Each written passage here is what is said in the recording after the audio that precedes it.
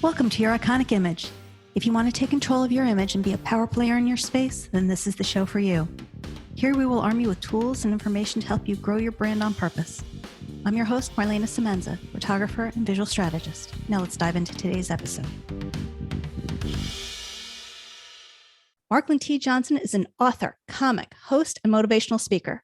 Growing up, he idolized many different men from Dr. Martin Luther King to Michael Jordan and Tupac Shakur. But Marklyn's greatest idol was his father, Willie. When he looks back on his life, Marklyn regrets ignoring the life lessons his father taught him. However, when he thinks about the man he's become today, the way he tells it like it is, the way he tries to lift others up, and his willingness to help, he's reminded that these are all his father's teachings. Welcome, Marklyn. Hey, how are you doing today? Good. So tell us a little bit about you. What was it like growing up? I grew up in Scotch Plains, New Jersey.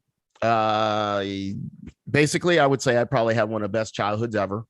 I was a problem kid, meaning like I was a pain in the behind, consistently a pain in the butt. Misplaced energy, misplaced thoughts, misplaced ideas. I think a lot of kids are not traditional learners. Books to me were whatever.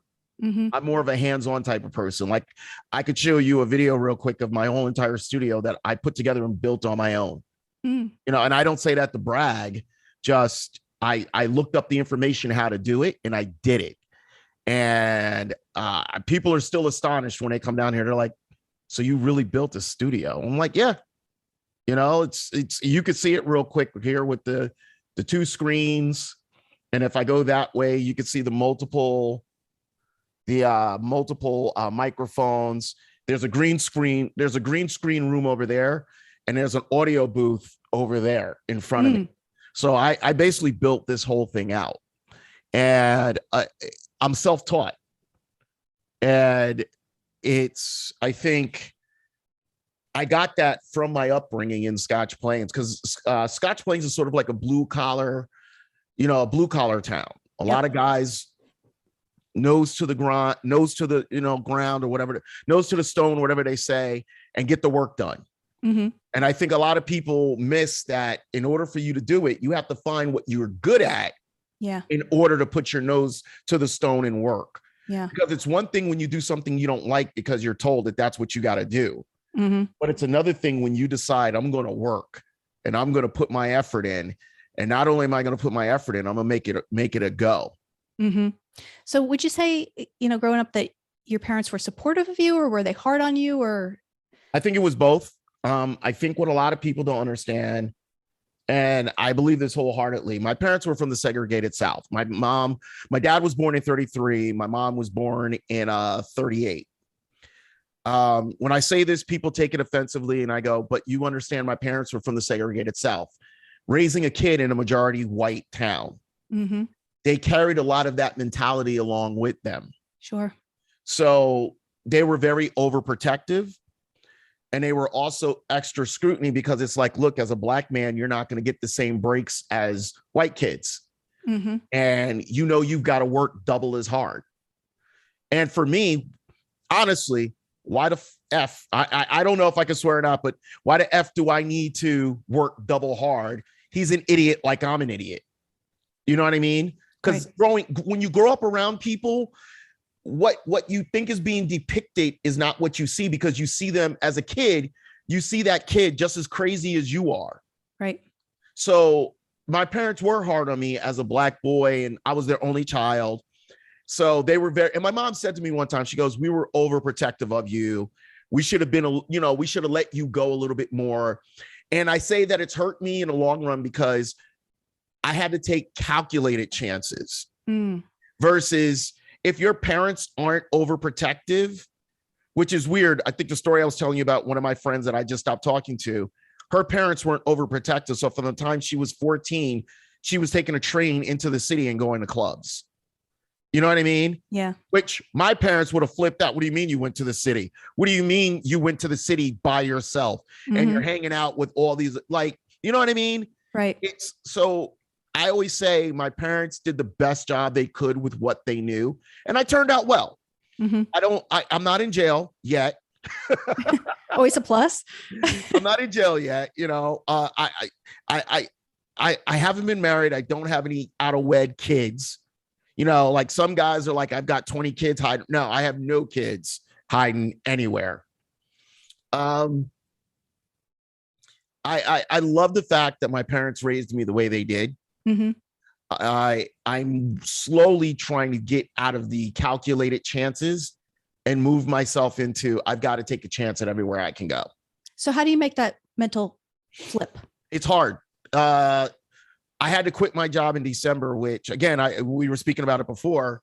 My back's up against the wall. The only way I'm going to get out of it is if I find a job in production. I could literally put my resume out there and get an IT job. I wouldn't be happy. Right. IT is not where I shine. I do shine as a host. I shine as a comic. I shine, doing production work. Yesterday, I was helping a guy in the city and I'm trying to explain to him, like, you want this look because this look looks different, and I'm trying to explain it to him. You're telling a story, but visually this is, so I see, and it's funny. One of the guys that is a mentor to me, he said, you're either a comic in a producer's body or you're a producer in a comic's body. Don't give either one of those up because either way, you're really good. And it's true. I am pretty good at production naturally. And that's what he said. He goes, most people have been in this industry for years and can't do what you do. And you're still doing it without a hiccup. Mm-hmm. And it's now as a producer, I got to find money so I can produce my own projects. Yeah. It's interesting to me though, because comics, when you are out on stage, you are taking all kinds of risks and chances. Yes. So it's interesting to me that you were, I'm going to use the word sheltered. I don't know if that's really the right word, but you were protected by your parents, but you chose to make that kind of a decision to go out and take those comedic risks and be seen in that way. I say this, and I'm actually writing my third book as we speak. If you're an outspoken man of color, corporate America is one of the hardest elements to be in. Mm. It's not welcomed. You could be a woman outspoken. You can be gay and outspoken. You could be transgendered and outspoken in corporate America. For some reason, it's not seen as a threat. Black men that are outspoken and have outspoken personalities are seen as threats, and they're not welcomed in the corporate environment. This has been my experience. Mm-hmm. Most of the people that are successful in corporate America that are people of color are very quiet, head down, and get the job done. You work 10 hours, I'll work 24 hours. For me, I couldn't do that because I found no joy. I'm giving you all my time for peanuts. Mm-hmm. Great to see that check. Let me tell you, right now, I wish I was in corporate America and getting the check. Trust me on that one. But it's not very conducive if you have an outgoing personality. It's very limited. It's very, when we decide you're going to move up that ladder, you'll move up that ladder. Mm-hmm. And when you can outwork your coworkers, when you're smarter, and I don't care who you are, this piece goes beyond color barriers, gender barriers, whatever. When you're smarter than your coworker, but your coworker is getting promoted because your coworker is kissing the boss's behind, or because they're friends outside of work, so he's looking out for him more than he's looking out for you, I have a problem with that. Mm-hmm. You know what I mean? And I think for me, I've always had the entrepreneurial spirit, but mm-hmm. I didn't know how to bring it out. And I had to bring it out by becoming a comic. And part of it is not everybody's going to put me on a stage. I got to create stages for myself. Mm-hmm. So I get on air. So not on air. So I can get on stage and I could present my comedy. Mm-hmm. So that creates the entrepreneurial production side of my brain. Okay, let's figure out how we're going to make this work. So talk to me a little bit about that. How do you create stages for yourself? You really go to venues.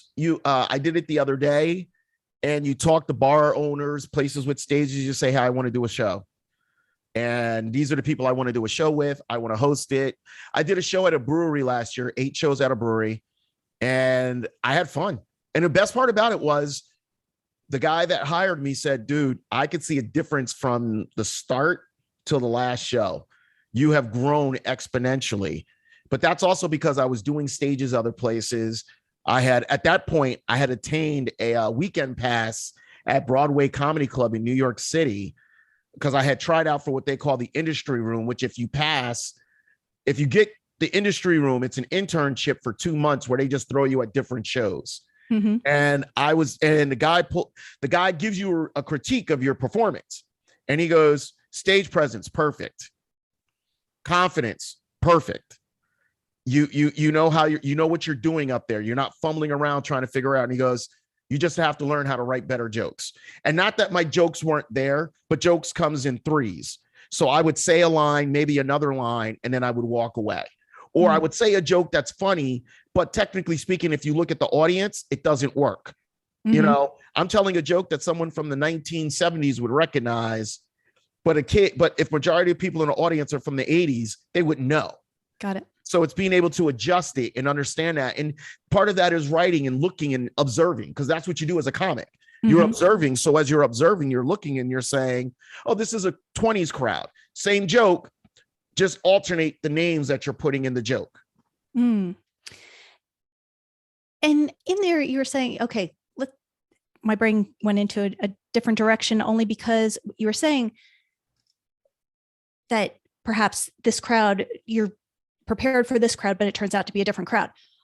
Let's talk about failure for a minute. How do you view failures? The thing about comedy is you have to be ready to fail. Honestly, when I go into a black room, I really don't have, and I hate to say black room, an urban room. I'm not really an urban comic. My style's not built for urban. That's not my voice. So I know I'm not going to get as much laughter, but I don't care, because that, you know, when they say steel sharpens steel, that's what that is. It sharpens you. It teaches you, okay, when I'm in this audience, and you got to listen, because people think comics talk a lot. We do, because we've been trained to talk, but we also listen, because if somebody says something during our set that we think we can roll with, we've got to be ears open. Oh, what did you say? Oh, let me go there. You just gave me cue for something else. So it's when I go into an urban room, I'm listening. What jokes did they like? Okay, how can I get to these jokes quicker and emphasize them and put them out there? Mm-hmm. You know, if you don't fail in comedy, then you're not a comic. Mm. Every comic fails. Every comic literally takes an L. And what I love about comedy is, first of all, the funniest comics are not the comics that you see on the grandest stage. And if you believe that, for your listeners that are listening, if you believe the funniest comics are the comics that you see on stage presented in front of you, no, those comics are the most marketable. There was something about them that was marketable on a bigger stage. Your funniest comics are the people that are grinding it out night and day, and they're writing from their perspective. I don't have anything against Kevin Hart. Kevin Hart has writers. So he's an actor at this point. Give him the material. He rehearses it enough times and owns it, and it's his material. Mm-hmm. When you want to know what real comics do, real comics are in Utah for 2 days, telling jokes to a bunch of Mormons. The next day, they're in North Carolina telling jokes to a bunch of Bible Belt people. Same jokes. Those are the guys that are the funniest, because they're not doing pre-programmed stuff versus they're constantly writing, and they're constantly in front of different audiences all the time. Mm-hmm. It's a different animal, and they've got to suck it up if they get booed off a stage. So let's just say you have a couple of those L's in a row. How do you not let it affect you where you give up? I wrote a book, Lessons from a Shit Talker. Are you kidding me? I was born and raised to talk shit. That's what I do. Like, literally, I realized one thing about me is I'm at my best as a host when I'm just talking smack with people. Mm-hmm. You know, like, that's just, it's, you can't let the negativity of a failure stop you from where you're going. And that's one of the lessons I teach when I'm doing motivational speaking is if you're not failing, you're not learning, you're not achieving what you want. Athletes fail. Yep. When you see an athlete that can pull off a perfect play, they failed at that play 25 million times. Mm-hmm. And it's funny, Michael Jordan who's like my all-time favorite like basketball player ever. He always says, he does this commercial about how many shots he's missed. Yeah, I've seen that commercial. You only care about the shots he's made, but he's missed more shots than he's made. We glorify, like, as a comic, you glorify the comics that are put in front of you as these are the guys that we want to market to you. But you're not giving credit to these comics that are grinding it out. And some of these comics are barely making 4 figures. Mm-hmm. And what I mean by that is they might be making money, but hey, we'll pay you $300 for the night. Hey, we'll pay you $200 for the night. You know, they still got day jobs, but their night job, they've got to be on point. They got to be funny. And when you get to worry about comedy and comedy only, it's easier to be funny and have less of a failed night. Mm. But the quickest way in comedy you get used to it, you do open mics. Because at open mic, every comic's heard every joke. So if they've heard every joke, they're not laughing at you. So you got to sit there for 5 to 7 minutes in a room full of silence. Ooh. Silence. Absolute silence. And still tell your jokes, still keep your rhythm. You know you've done something special when you're in a room full of comics and you've got them laughing because you're so in your rhythm. And I've had that happen a handful of times where guys were like, oh my God, that was really good. It wasn't that I was good. I hit rhythm, and comedy's rhythm, like a song. Talk, talk, punchline, talk, punchline, talk, punchline, talk, talk, talk, punchline. When you get that rhythm and everything you say is on a click, even comics have to give you your credit. It's like every 5 to 8 seconds, even if it's a slight chuckle, it's laughter, because that's your job, is to make them laugh. Mm. How do you mentioned people like Kevin Hart who have writers for them. How do you go forward in a career like comedy and still keep it yours? Here's the best part about comedy. My stage name is Mr. Direct. My shtick when I'm introduced is the next comic coming to the stage is a real sugar, honey, and iced tea talker. You looked a little shocked when I said the actual word, so I'll spell it out for you this time. But it's like, so much so, he wrote a book, Lessons from a Sugar, Honey, and Iced Tea Talker, right? That automatically puts the setup that I am literally going to be talking smack. That's it. So I've already created that element of that's what I do. So now when I go on stage, because I've already set that expectation, I can now start going at it. And I use my material that I use. Like, one of the best jokes I tell is I like crazy women. I like crazy, bipolar, unmedicated white women. Thank you, Little House on a Prairie. You don't remember Nellie Olson? Oh, yeah. They didn't have anything about mental health issues back then. Doc Baker didn't know about mental health. Do you remember season 3, episode 2? She fell off of her horse and she faked being paralyzed for 2 times for like a 2-hour special, right? Yeah. And there was no MRIs. There was no CAT scans. They had to take a needle and poke it in your leg. If you could fake that, you're nuts. Yeah. I knew at that point that was my girl, right? And then when I tell that joke, people our age, because I think you and I are probably close in age, they laugh because here's a black man on stage telling you Little House on the Prairie has affected his dating life. It's the ridiculousness of it. Mm-hmm. And that's how you come up with jokes. No, I mean, I love Little House on the Prairie. But for me, the funny part is really that I knew it was season 3, episode 2. And I gave you the details. She fell off a horse named Bunny. And I knew Doc Baker. You know, like I know, like I'm saying it and I'm naming it all. And when I tell that joke, it's funny to see people being like, it's not that he likes crazy, bipolar, unmedicated white women. He knew every character in Little House on the Prairie. Yeah. You know what I mean? Mm-hmm. That is where my joke is. It's not that I date crazy women. That joke kills, you know, because people literally, and then I back it up with, funniest part is I got to interview the lady that played Nellie. Mm-hmm. And she laughed because she was like, how's this black guy know every character on the show? And again, it's funny. Yeah. Because you wouldn't, looking at me and hearing me, you would not assume I know every character. But that's where the humor comes from. It comes from within. It comes from within the jokes. Like, to be honest with you now, a Will Smith joke is hack comedy.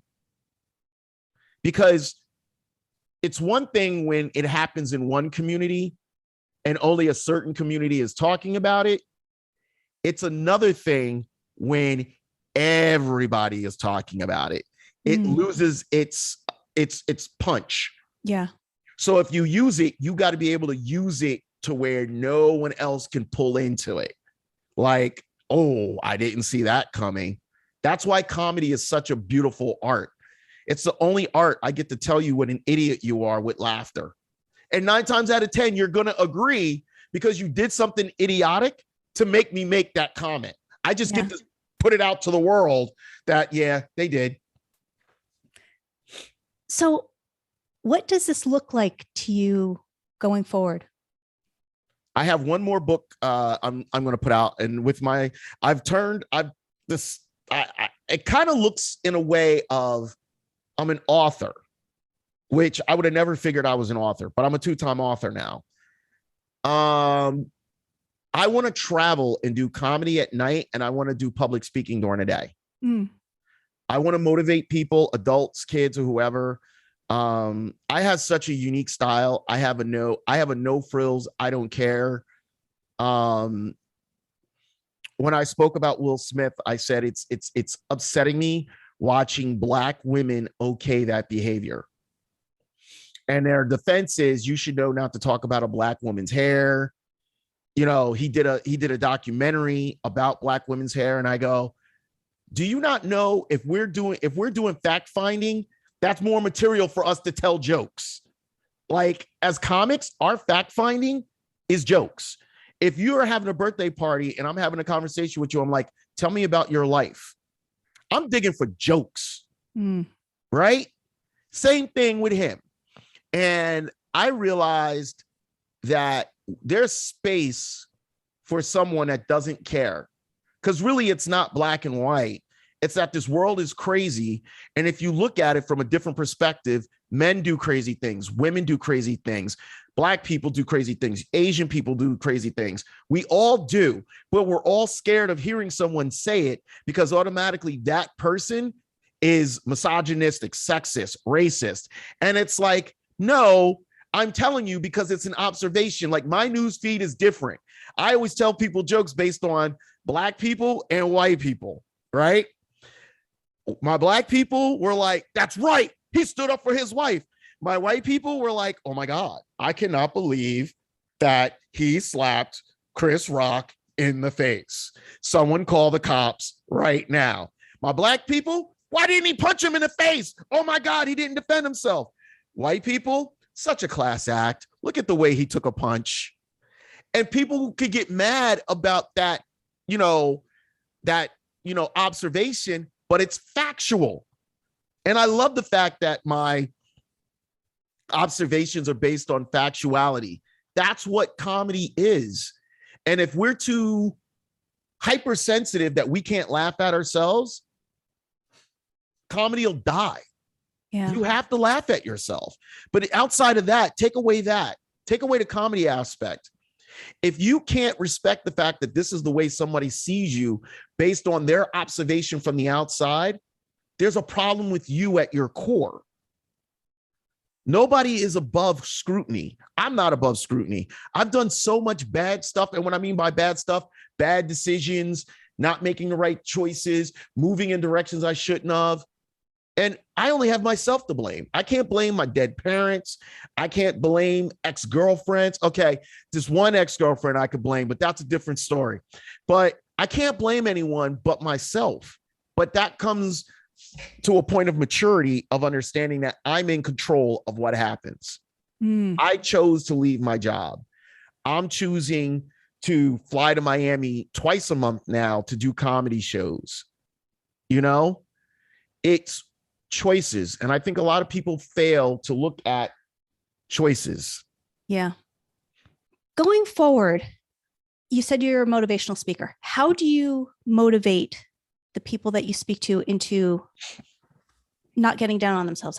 Or talk to me about how you motivate people. Lesson number one, let's take a real factual inventory of your life. Let's not BS each other. Let's talk about what your factual inventory is going on.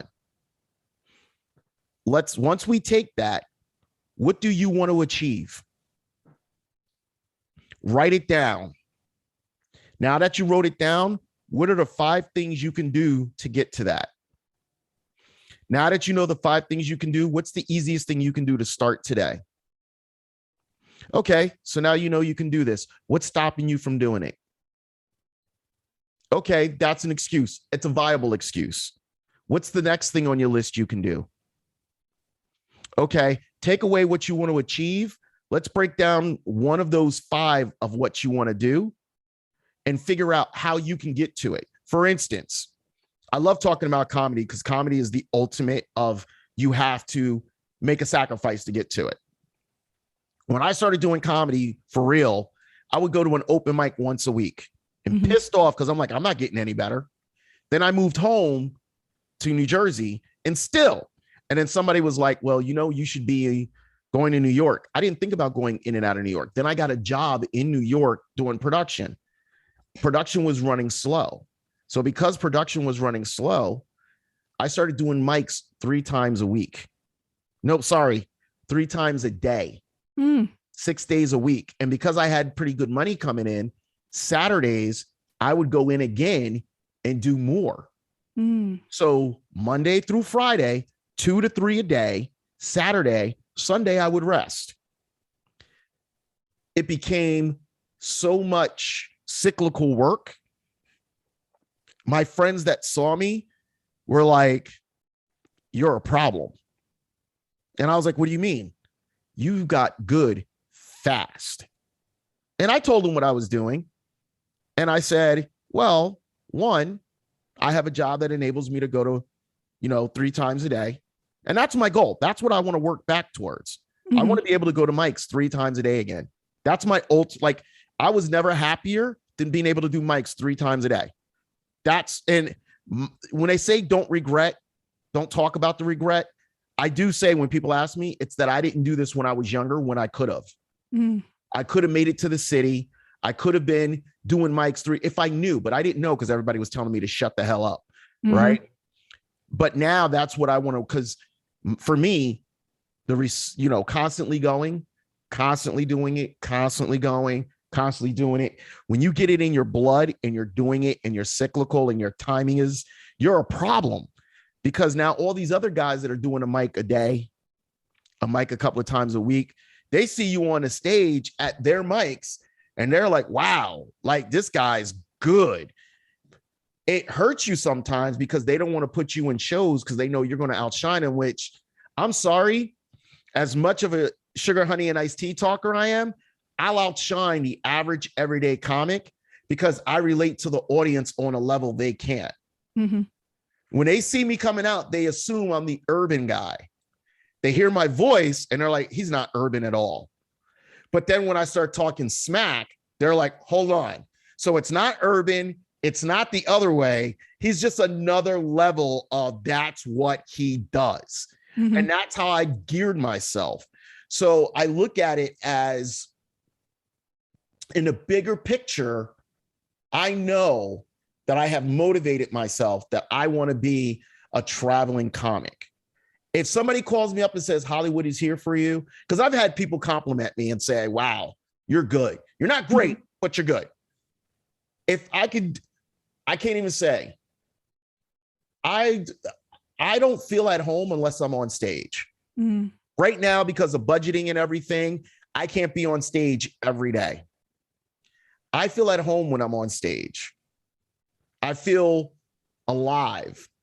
And I tell everybody, I posted a picture the other day. I had a microphone in my hand, and then I put it on the bed next to me. So like I was waking up to it, and I was like, this is the only woman that ever understood me.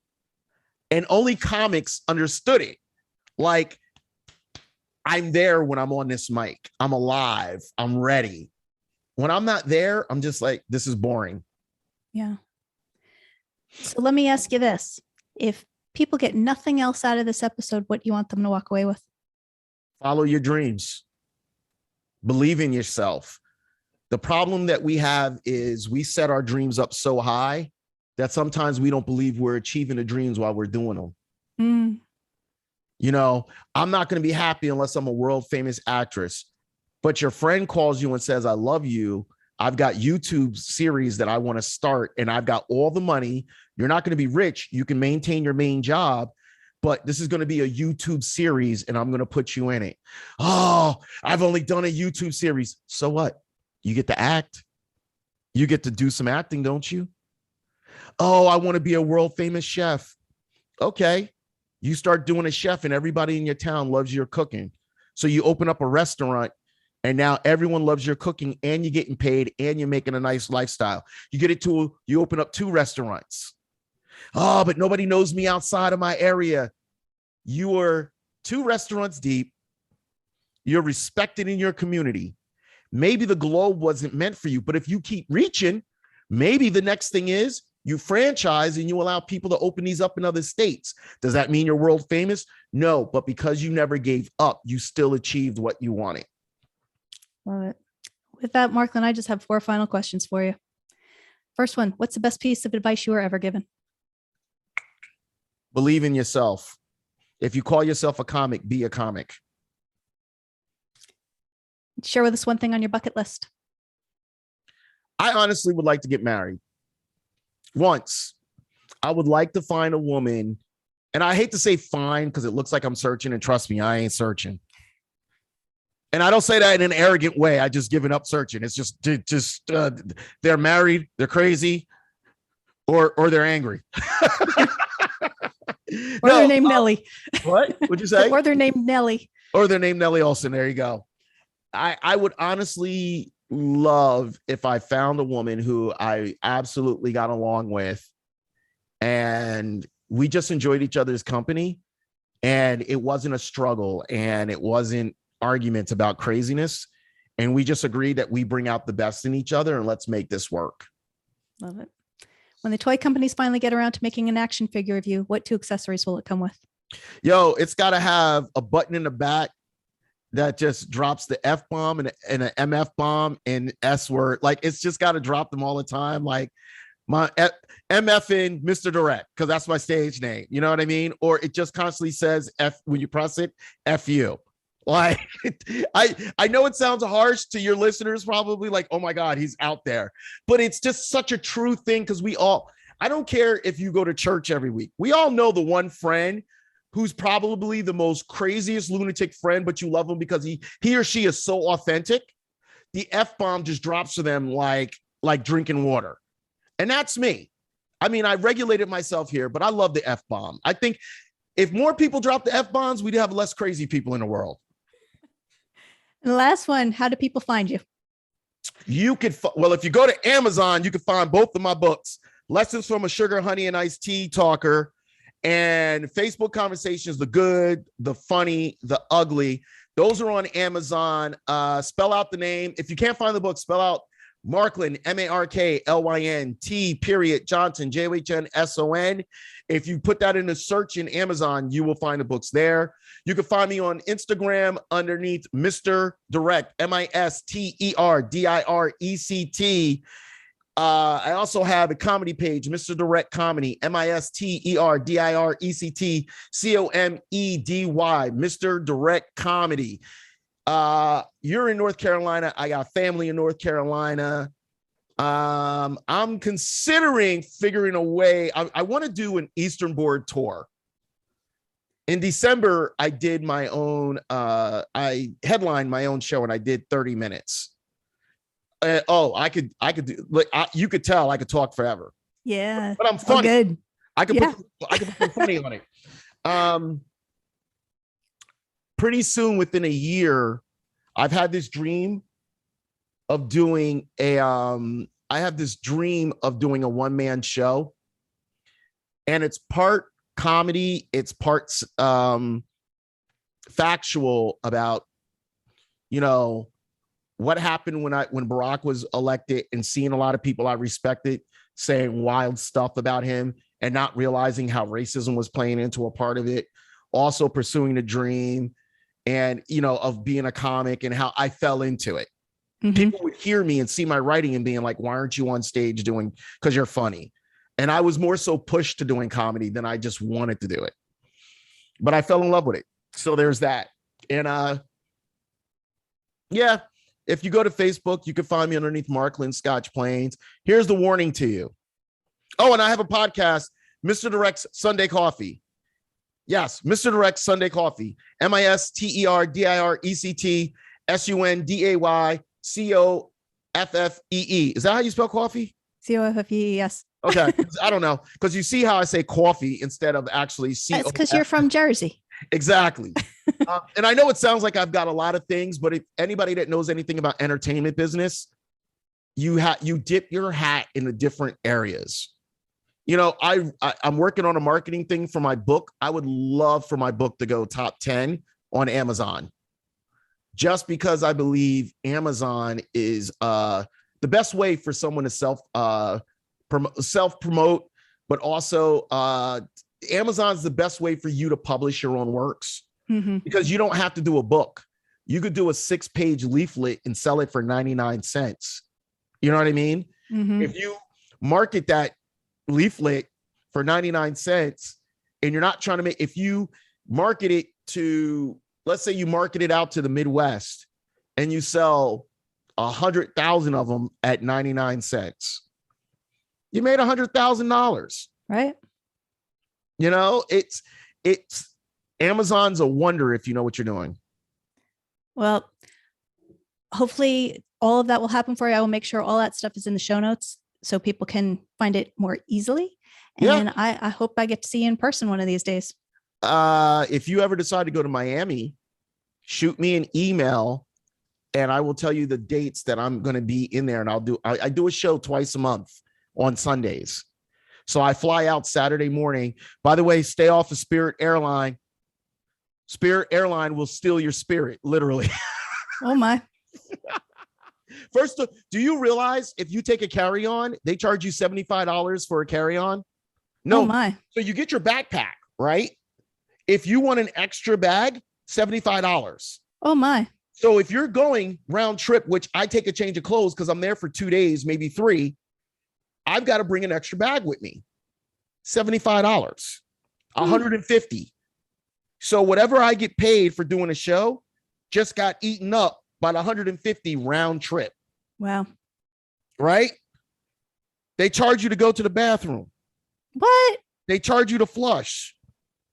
Now imagine going to the bathroom and the guy in back of you didn't flush because he didn't have change to flush. No, I'm just joking with you. That's a joke I've been telling and it kills. Oh my. The look on your face was like, they charge you to go to the bathroom. Yeah.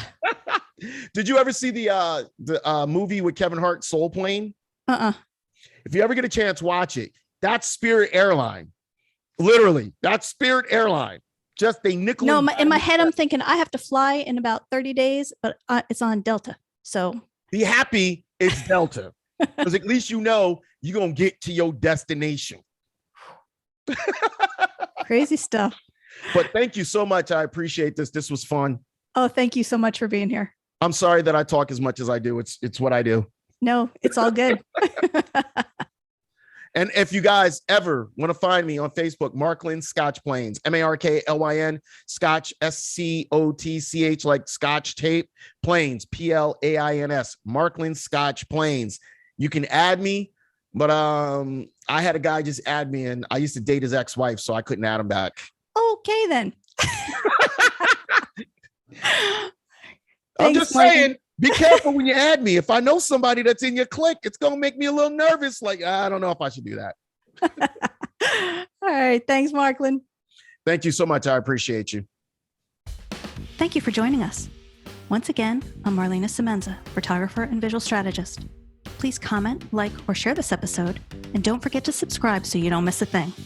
For more information on how I can help you create your iconic image, visit marlanasemenza.com.